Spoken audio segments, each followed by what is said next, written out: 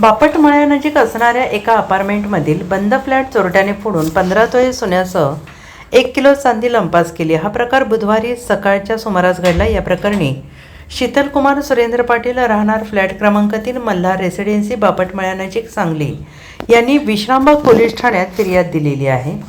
या घटनेची माहिती अशी की फिर्यादी शीतलकुमार पाटील हे शासकीय कर्मचारी म्हणून कार्यरत आहेत।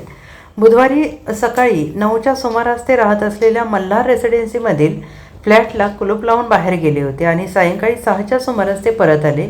दरम्यान अगोदरपासून पाळतीवर असणाऱ्या चोरट्यांनी कोणी नसल्याचं पाहून त्यांच्या फ्लॅटचा दरवाजा कडी कोयंडा उचकडून आत प्रवेश केला आणि आतील बेडरूममधील लोखंडी कपाटाचा दरवाजा चोरट्याने फोडला। कपाटातील सोन्याचे गंठण, मणिमंगळसूत्र, लप्पा, कानातील रिंग, टॉप चेन असा 155.7 ग्रॅम वजनाचा ऐवज आणि 1 किलो वजनाचे चांदीचे दागिने लंपास करून पोबारा केला।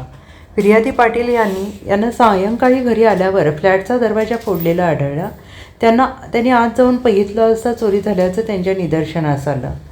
फिर्याद दाखल झाल्यावर पोलिसांनी घटनास्थळाचा पंचनामा केला आहे। परिसरातील CCTVची तपासणी करण्यात येत असून चोरट्यांविरोधात गुन्हा दाखल झालेला आहे। Bureau report SBN Marathi बापटमळा।